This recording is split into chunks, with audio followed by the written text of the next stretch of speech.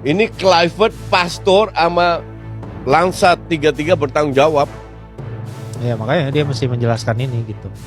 Karena kan sebenarnya dia dipilih karena memang untuk bisa meloloskan kita. Chance-nya gede. Pak Erick Thohir bilang gitu kan. Enggak, tapi di luar itu nih, lu lihat per match aja lah. Ya.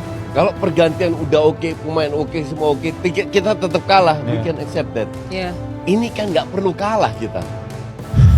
Rasanya tuh kita punya pilihan tapi kok nggak dilakuin. Iya, itu yang bikin kita kita jadi agak gedek. kesel gitu loh. Betul. Iya. Timnas Indonesia harus menelan pil pahit setelah harus kalah dari Arab Saudi. Dalam laga pembuka round keempat kualifikasi Piala Dunia 2026, kekalahan ini membuat langkah Indonesia semakin sempit untuk bisa mentas di Piala Dunia yang akan digelar tahun depan. Kekalahan ini tentu membuat banyak fans Garuda kecewa.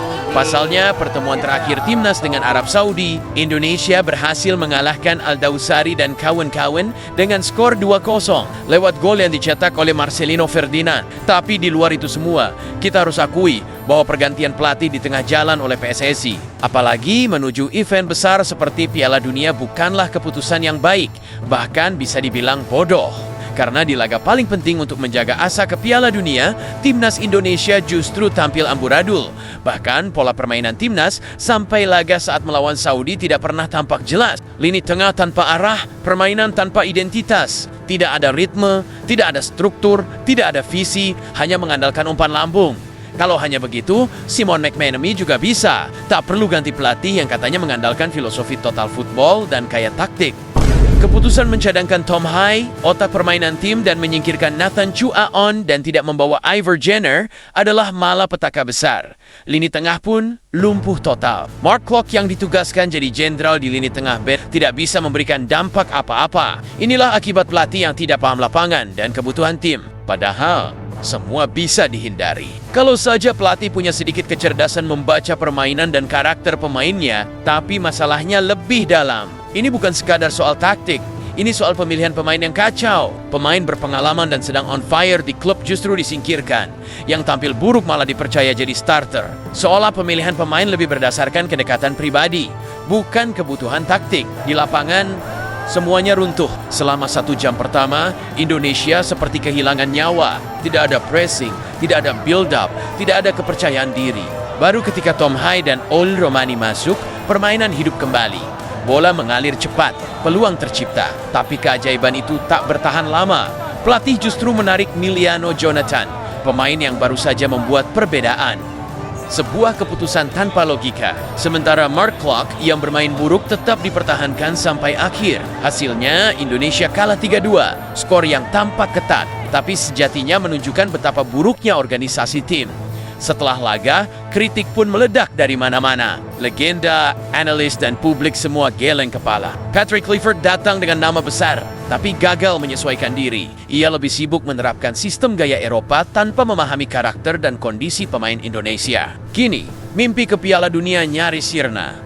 Tentu tak bisa hanya salahkan Patrick Kluivert. Sejatinya masalah utama adalah pada pemimpin PSSI yang entah dirasuki setan apa. Bisa-bisanya muncul akal untuk mengganti pelatih yang sudah membawa Indonesia. Bukan mau membandingkan, tapi fakta di lapangan. Tak ada peningkatan apapun dari kepelatihan sebelumnya. Padahal, tujuan mengganti pelatih katanya untuk memperbesar chance tampil di Piala Dunia. Kalau sudah begini malah memperkecil kemungkinan tampil di Piala Dunia. Dasar pemimpin haus validasi. Dalam sepak bola modern, pelatih seharusnya punya visi. Ia harus tahu siapa yang paling cocok, siapa yang paling siap. Tapi Patrick Kluivert tampak menutup mata terhadap semua fakta di lapangan. Dan inilah bentuk nyata pelatih yang pintar teori, tapi bodoh dalam penerapan. Kini mimpi menuju Piala Dunia tampak semakin menjauh. Secara matematis, peluang memang belum tertutup, tapi secara realistis, harapan itu nyaris mustahil. Untuk lolos, Indonesia harus menang besar melawan Irak dan berharap Arab Saudi kalah dengan selisih mencolok. Bahkan, jika itu terjadi, selisih gol dan jumlah kartu bisa menentukan nasib. Tapi bagaimana mungkin kita berharap menang besar dengan permainan seamburadul itu? Laga melawan Arab Saudi adalah cermin dari semua kesalahan yang disembunyikan selama ini.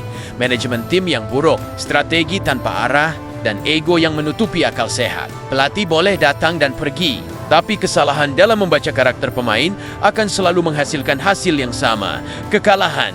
Pada akhirnya, ini bukan sekadar soal Patrick Kluivert. Ini tentang sistem yang rusak dari dalam, tentang bagaimana keputusan penting diambil, bukan berdasarkan analisis, tapi berdasarkan selera, tentang bagaimana manajemen sepak bola kita masih belum bisa melepaskan diri dari ego dan kepentingan, dan hasilnya generasi emas Indonesia dikorbankan di tangan orang yang bahkan tak memahami mereka. Inilah pelajaran paling pahit, bahwa harapan besar bisa hancur hanya karena keputusan kecil yang salah, bahwa talenta terbaik pun tak akan berarti tanpa kepemimpinan yang benar, dan bahwa kebodohan seorang pelatih bisa menghapus mimpi jutaan rakyat.